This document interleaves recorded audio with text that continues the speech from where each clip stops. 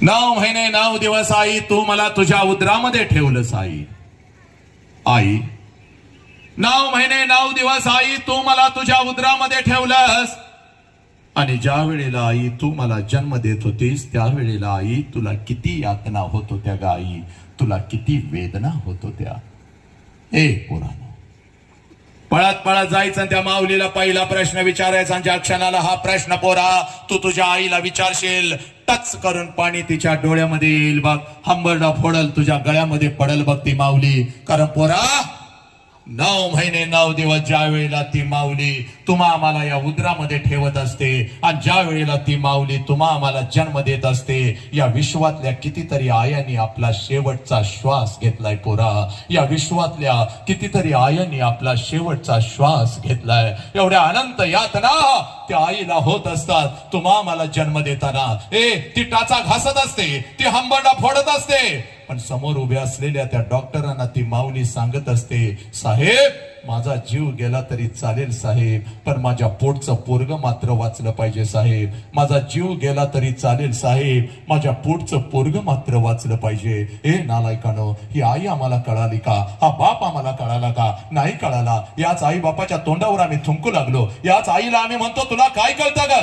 नालायक, याच आईला आम्ही म्हणतो तुला काय कळतं ग?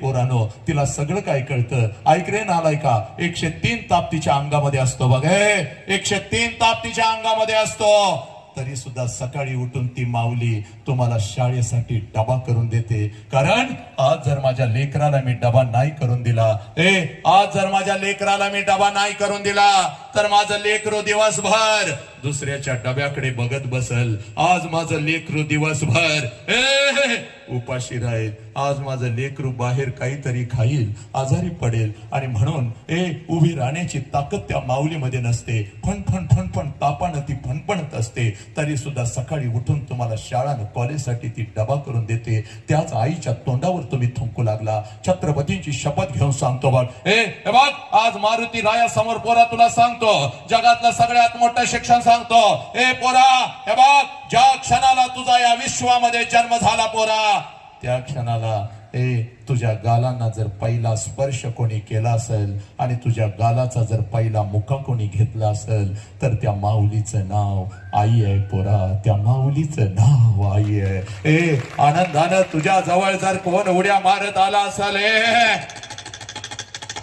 आनंदानं जर तुझ्या जवळ कोण उड्या मारत आला असाल आणि तुझ्या दोन्ही गालांचा जर पहिला मुका कोणी घेतला असेल आणि या दोन्ही तळहातावरती